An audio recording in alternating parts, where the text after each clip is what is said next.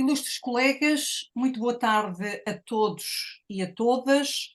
Vamos dar início à 7ª sessão do curso de Arrendamento Urbano, contando hoje com a honrosa presença do Sr. Professor Dr. Miguel Pestana de Vasconcelos, que nos irá falar sobre o regime insolvencial do contrato de arrendamento.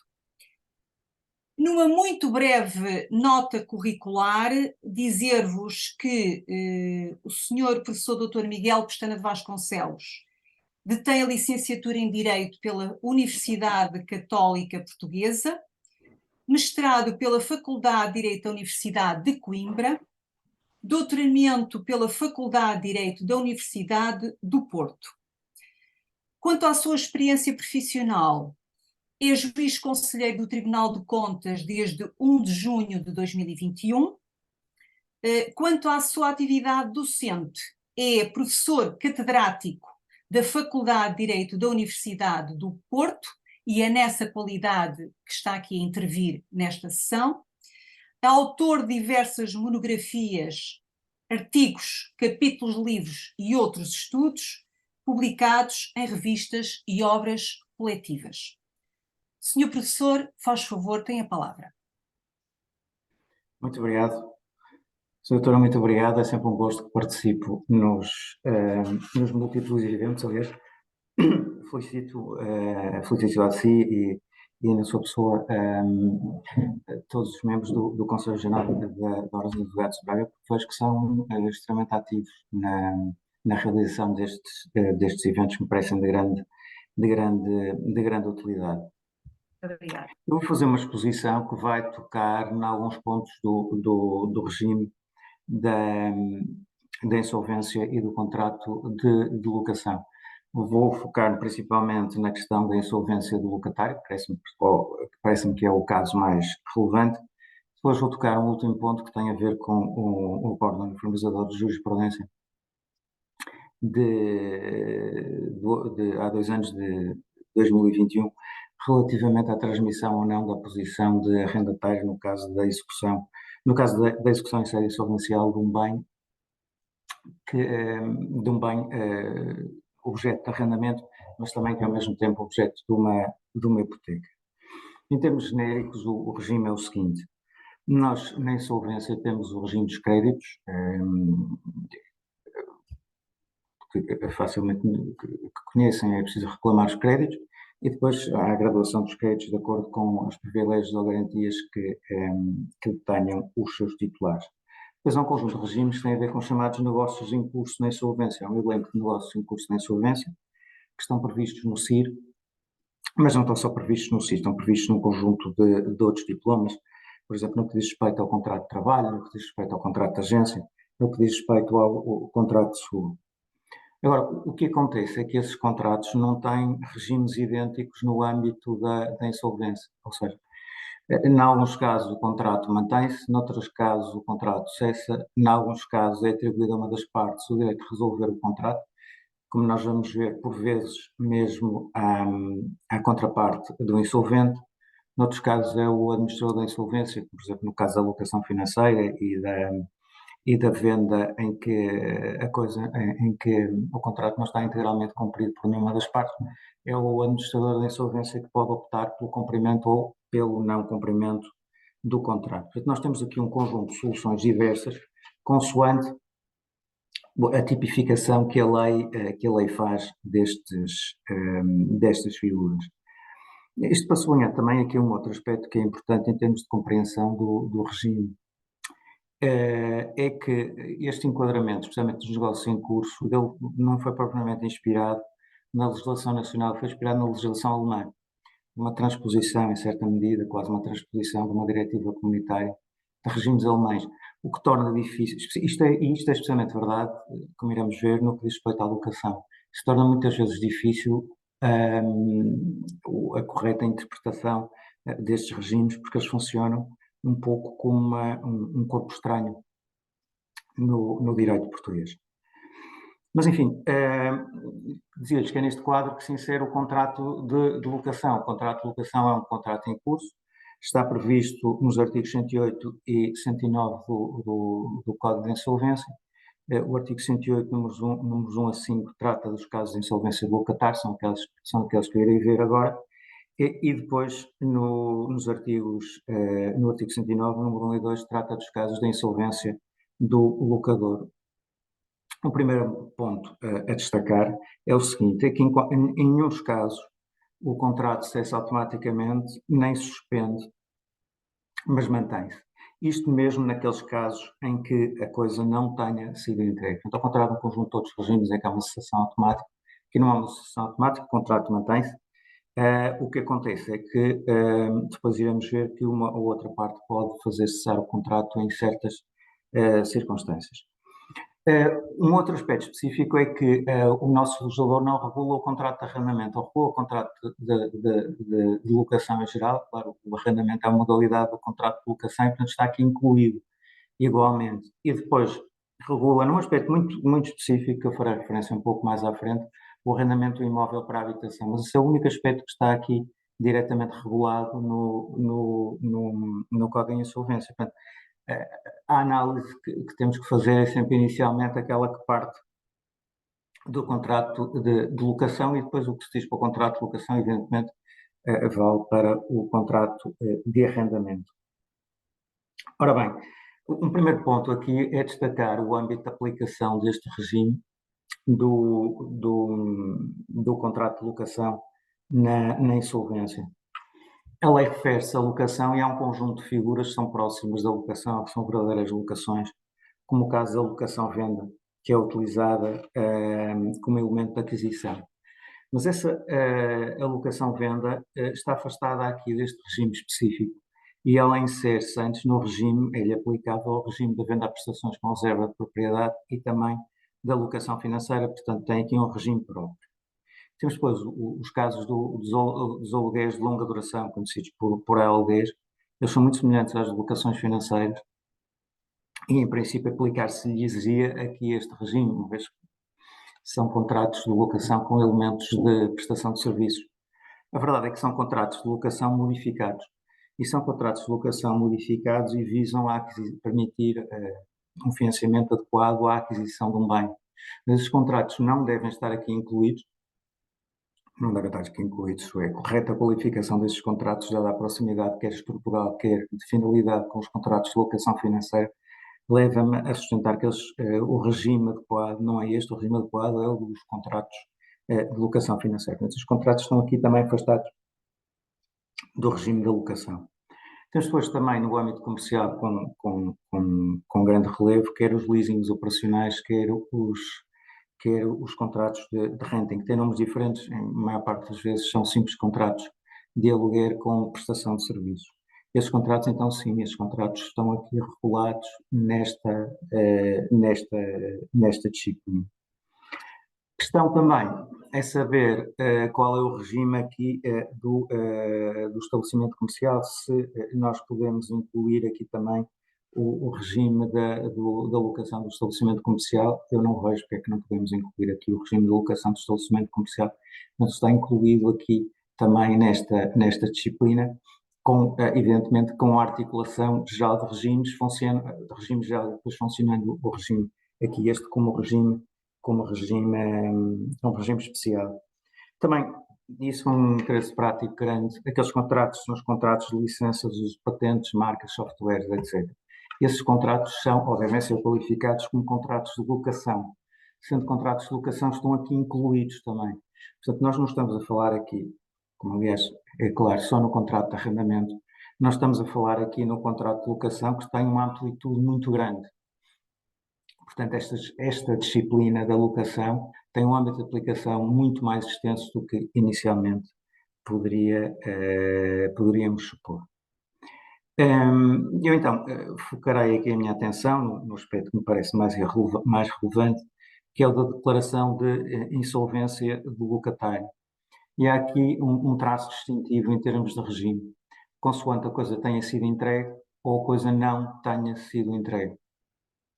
Agora, a aplicação deste regime pressupõe que o contrato, em primeiro lugar, ainda se mantém, porque se o contrato tiver cessado antecipadamente, nós não temos aqui um contrato em curso. Aquilo que nós podemos ter, e com frequência temos, são créditos que serão ser reclamados depois em sede insolvencial, os créditos correntes das rendas que não foram pagas. Mas se não é um contrato em curso, isso aqui, o que é um contrato cessado, do qual restaram créditos que não foram, de um contrato cessado, do qual restaram créditos que não foram satisfeitos, e aí funciona o regime geral dos créditos na insolvência e não funciona o regime não funciona este regime específico do artigo 108. Mas então eu dizia que temos essa distinção, a coisa foi entregue ou a coisa não foi entregue. Se a coisa não tiver sido entregue, o imóvel não foi entregue, então, nesses casos, quer o administrador, quer o locador podem resolver o contrato. E qualquer uma das partes pode fixar um prazo razoável à outra para que exerça o seu direito. É possível haver uma renúncia tácita, por exemplo, se a coisa vier a ser entregue, o locador renuncia tacitamente ao direito de resolver o contrato. Agora, do ponto de vista do administrador, no caso da insolvência da outra parte, peço desculpa, do locatário aqui, do inquilino, ele deverá, tão cedo quanto possível, definir a situação pelo seguinte: porque a partir do momento em que o contrato continua, porque ele não cessa, continua a execução, estas obrigações tornam-se obrigações da massa. As rendas tornam-se obrigações da massa que elas forem constituídas posteriormente. Ora, o administrador da insolvência só pode incorrer, ou fazer a massa incorrer em obrigações da massa, se ela tiver meios para as satisfazer. Se não tiver, não pode, até pelo risco de ser responsabilizado. Portanto, nessa perspectiva, o administrador, não tendo a massa meios para o efeito, ele deverá, de imediato, proceder à resolução do contrato. Por outro lado, também, em regra, não é absolutamente óbvio, é do interesse do locador resolver o contrato dada a situação patrimonial do locatário. Não entrou ainda ao bem e também, em regra, não terá interesse na manutenção do contrato. Ele o que pretende rapidamente é fazer cessar o contrato e pode fazer cessar o contrato. É preciso ter em conta aqui que a figura aplicável é verdadeiramente uma resolução. Nem sempre a resolução é a figura a que o legislador recorre para fazer cessar os contratos. O administrador tem escolha, não tem escolha, etc. Mas aqui é uma verdadeira resolução e ela tem efeitos retroativos. Isso tem relevo no que diz respeito às rendas antecipadamente pagas. Se houver rendas antecipadamente pagas, elas têm que ser restituídas por força do efeito retroativo da resolução. E, portanto, este regime aqui é diverso do regime do artigo 102, que é o regime geral, em dois aspectos. Em primeiro lugar, o próprio locador pode resolver o contrato e não é só o administrador que tem o direito de resolver o contrato. Este aspecto aqui é muito importante. Em segundo lugar, se o administrador resolver o contrato, a lei não fixa aqui uma indenização a pagar à outra parte, embora, evidentemente, como crédito comum sobre a massa, como acontece no regime geral. De forma simétrica, também não há, no caso o locador resolve o contrato, não há aqui qualquer dever de indenização à massa pelos danos que ela possa ter sofrido. Portanto, como vos disse, a figura que se recorre é a resolução, cessando o contrato, é necessário devolver as rendas recebidas. Reparem que na locação financeira não é assim. Na locação financeira não é um efeito retroativo da opção pelo não cumprimento do contrato. Portanto, enquanto a coisa não tiver sido entregue, quer uma quer outra das partes podem facilmente fazer cessar o contrato e manter a posição e não entregar a coisa e manter a posição base antes do contrato ter sido celebrado. Outra coisa é naqueles casos em que a coisa já tenha sido entregue. Se a coisa for entregue, tiver sido entregue, a lei confere ao administrador, nos termos do artigo 108, o direito de denunciar o contrato, mas ele aqui tem um pré-aviso de 60 dias. Isto é, se do contrato não resultar um outro prazo ou se da lei não decorrer, do contrato ou da lei não decorrer um prazo mais longo. Nós não estamos aqui face a uma denúncia típica. A denúncia típica aplica-se aos contratos por tempo indeterminado. Esta figura denomina-se denúncia, mas é uma figura diferente. ela é que é uma faculdade atribuída pela lei ao administrador para ele, com pré-aviso, poder fazer cessar um contrato, e faz cessar um contrato com efeitos ex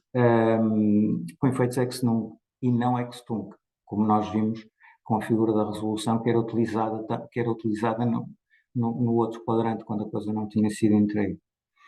Se o administrador não fizer cessar o contrato, aí o que acontece é que as dívidas passam a ser dívidas da massa, e é preciso que a massa tenha bens suficientes para satisfazer estas dívidas.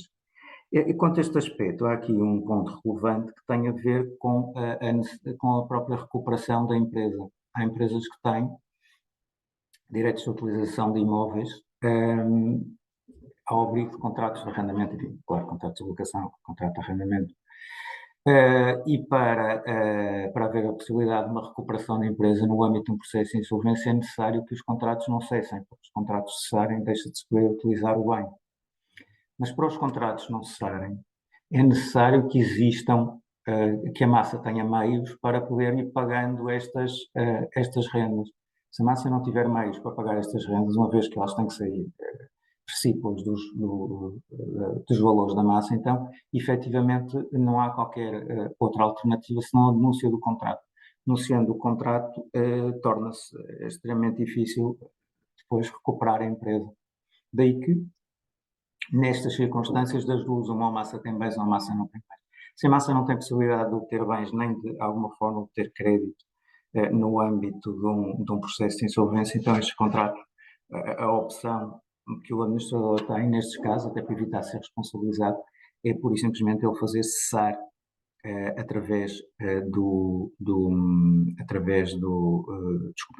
desta denúncia atípica o contrato. Bem, nestas circunstâncias, a lei atribui ao locador uma indemnização, nos termos do artigo 108, número 3. Portanto, o contrato foi feito cessar pelo administrador e o locador tem direito a uma indemnização como crédito sobre a insolvência. Este crédito calcula-se da seguinte forma.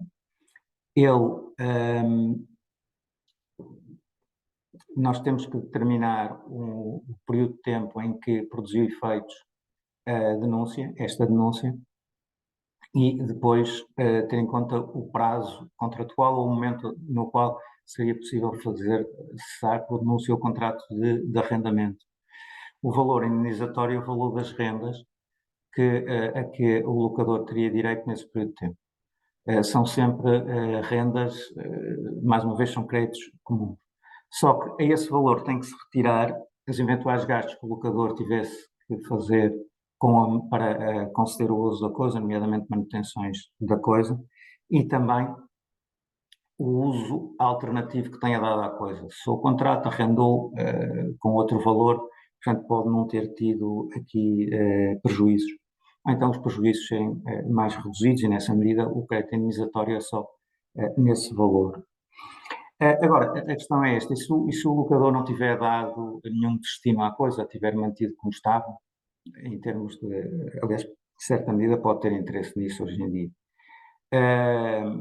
Mas enfim, isso é outra questão.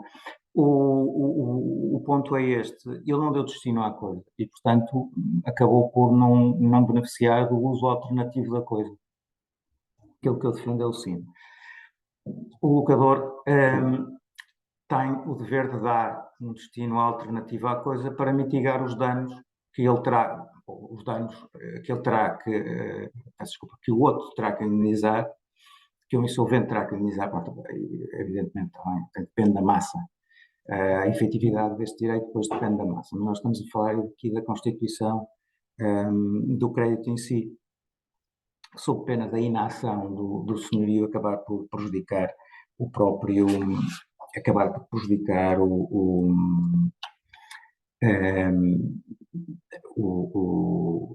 desculpem, o locatário, a posição do locatário, que em princípio teria que pagar um valor mais elevado como crédito sobre a insolvência. Claro que o senhorio, pura e simplesmente, também pode optar por não dar o destino por outros motivos ao bem. Quando eu escrevi este artigo já em 2019 e depois atualizei várias vezes, mas com o novo regime que está em cima da mesa, eu comecei a ver por vezes é capaz de haver circunstâncias em que o senhorio possa não estar interessado em dar um destino alternativo ao bem.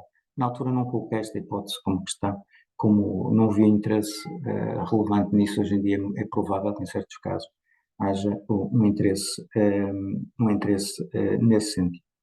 Temos depois uma disposição específica, uma única disposição específica que diz respeito ao imóvel destinado à habitação.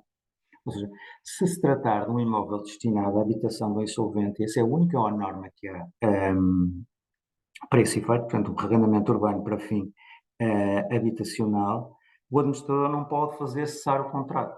Não lhe é admitido fazer cessar o contrato. Aquilo que ele pode fazer, unicamente, é declarar que o pagamento das rendas vencidas 60 dias depois da sua declaração, isto é, não da declaração de insolvência, mas da declaração do próprio administrador, que elas não podem ser exercidas no próprio processo de insolvência. Corrido esse período de tempo, em caso de incumprimento, o locador, que é o senhorio, pode resolver o contrato, tem o direito de resolver o contrato e depois tem o direito também a ser indemnizado, mas a ser indemnizado como crédito sobre insolvência, tendo essa indemnização como limite três meses, desculpem, as rendas correspondentes a um trimestre. Nós temos o artigo 108.2 no CIR. Ora, isto na eventualidade das rendas deixarem de ser pagas, mas é possível que as rendas continuem a ser pagas, não pelo próprio insolvente, mas por um terceiro. Se um terceiro continuar a pagar as rendas, o locador não pode fazer cessar o contrato, porque não há incumprimento. É possível, uma pessoa da família, o que seja, para a pessoa não ficar privada da habitação, que vá fazendo estes pagamentos, e nessas circunstâncias não há fundamento para a resolução do contrato. Quanto a estas rendas relativas ao período posterior a estes 60 dias, ou melhor, as rendas relativas a estes 60 dias, coloca-se a questão de saber se é uma dívida comum, se é uma dívida da massa. Encurtando um pouco razões, uma vez que se trata de um contrato cujo cumprimento o administrador não pode recusar, eu entendo que estas dívidas, ainda assim, são dívidas da massa, mesmo as que respeitam estes 60 dias. Portanto, o locador pode resolver o contrato por falta de pagamento das rendas. A lei, no entanto, estabelece aqui dois limites. O primeiro limite diz respeito ao seguinte: o locador não pode resolver o contrato com base no incumprimento de rendas anteriores à data de declaração de insolvência. Essas não são fundamento de declaração do contrato. Por outro lado, ele também não pode resolver o contrato através de cláusula contratual que lhe atribui esse direito no caso de o locatário ser declarado insolvente. Essas cláusulas são nulas. Nós temos o artigo 109, número 1 e número 2 do CID. Finalmente, o contrato não pode ser resolvido também unicamente com base na deterioração da situação económica do locatário decorrente da situação de insolvência. Ele tem que incumprir. Se incumprindo, então é possível resolver o contrato nos termos gerais. Mas em traços grossos, este o regime que nós temos para o regime de insolvência, no caso de insolvência do locador. Eu disse-lhes que lhes ia trazer uma outra questão que foi bastante batida na doutrina, na jurisprudência. Aliás, quando eu tinha escrito este artigo há algum tempo, eu nem sequer não tinha considerado, que tem a ver com o seguinte: tem a ver agora com a situação inversa e é dos casos mais relevantes de insolvência do locador. Ou seja, sendo o locador declarado insolvente, o bem está na sua esfera jurídica, o locador, o bem está na sua esfera jurídica. Se os bens estão na sua esfera jurídica, será alienado no âmbito do processo insolvencial. A questão que se coloca é esta, é uma questão, aliás, discutida, já tratada no âmbito da doutrina, mas isso ainda antes da entrada em vigor do CIR, em que se colocava a questão de saber se houver uma hipoteca e se essa hipoteca tiver sido, peço desculpa, e se o contrato de arrendamento tiver sido subsequente à hipoteca, se no âmbito executivo, e agora estamos a falar só no âmbito executivo, se poderíamos entender, ou se deveria entender que esse arrendamento cessava e, portanto, que o imóvel seria hipotecado, peço desculpa, que o crédito seria executado, beneficiando da garantia, e o bem poderia ser transmitido livre desses ónus que consistia no contrato de arrendamento. Esta solução foi defendida num determinado quadro, nos anos 80, pelo professor Oliveira Ascensão, e depois acabou, em grande parte, por ser seguida. Considerou-se que, tal como estava estruturado o direito do arrendatário nessa altura, que ele constituía um verdadeiro ónus que incidia sobre a coisa, por razões óbvias. Suponho que grande parte dos setores se lembram que, nessa altura, havia uma inflação enorme e as rendas estavam congeladas. Um imóvel desvalorizava imenso pelo facto de ter ter sido celebrado um contrato de arrendamento. Era um momento fortíssimo de desvalorização do imóvel. A partir aí de meados deste século, o arrendamento não se tornou, não era, e não é ainda, em certa medida, um elemento que diminua o valor do imóvel, porque os contratos de arrendamento podem ser celebrados por períodos mais curtos de tempo, e então hoje em dia há uma inflação, não é uma inflação, uma valorização muito das rendas. Se houver um arrendamento por valores elevados por um período de tempo que não seja muito extenso, é um fator até, em certos casos, pelo menos não é de desvalorização do bem, é um fator em certa medida, de valorização. Depende do imóvel, depende do arrendamento, mas arrendamentos podem ser muito elevados e nessa medida é assim que muitas pessoas fazem, utilizam o arrendamento como forma de investimento para escapar à inflação, e porque os depósitos, digamos, como uma alternativa a um depósito bancário. Mas essa questão colocou-se no Supremo Tribunal de Justiça uma posição que sustentava ainda a aplicação aqui do artigo 824, depois uma outra posição que assentava essencialmente, mas só no âmbito da insolvência, no artigo 109, número 3. Porque o artigo 109, número 3, impõe a manutenção de todos os direitos, com a transmissão da posição contratual, a manutenção de todos os direitos do locatário. E isto não acontece no regime geral. Portanto, aquilo que veio a ser sustentado e acabou por ser consagrado no Acórdão nos Fornecedores de Jurisprudência número 2 de 2021, que foi relatado pela Sra. Conselheira Ana Paula Bolaró, é que, nestas circunstâncias, mesmo que o arrendamento tenha sido constituído, já depois de ter sido constituída a hipoteca sobre o imóvel, que o bem, evidentemente, o credor terá que reclamar, o credor hipotecario terá que reclamar o crédito na insolvência. No processo insolvencial, o crédito é graduado como crédito hipotecário, só que com a alienação em sede de processo insolvencial, o bem é transmitido com o arrendamento. Portanto, neste caso específico, o bem é efetivamente transmitido arrendado. Mas essa solução, notem, só foi consagrada no quadro insolvencial.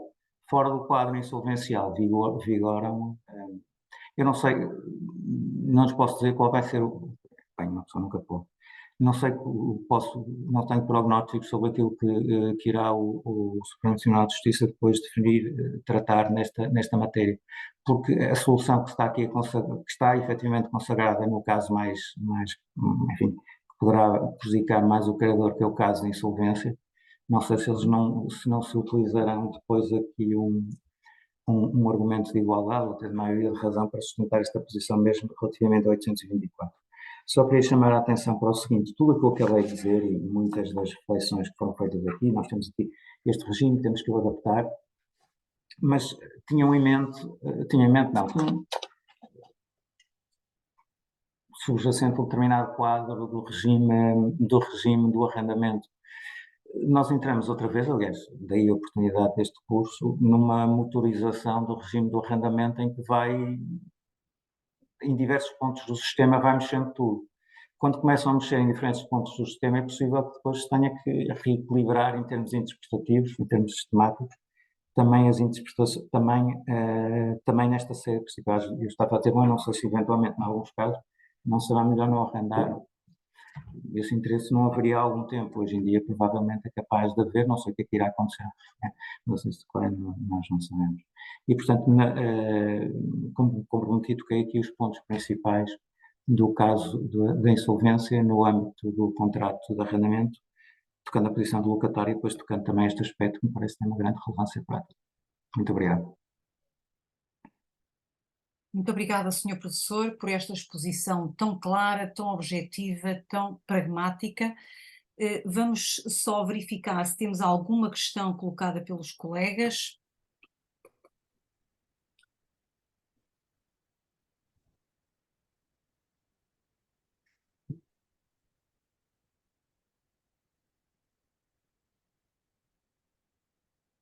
Parece-me que não temos nenhuma questão. Atenta de facto a clarividência da exposição, denota a sua Ou excelência. adiantado da hora. Denota a sua excelência. Olha, mais a segunda que a primeira. Renovo os meus agradecimentos, Sr. Professor, por Tive todo o gosto. esta disponibilidade para aqui estar presente mais uma vez connosco. Relembrar os colegas que amanhã teremos a sessão número 8, com a professora doutora Susana Fernandes da Costa, que irá abordar o tema do arrendamento urbano, questões fiscais. Muito obrigada e até breve. Muito obrigada. Deus, boa noite, obrigado. Obrigada.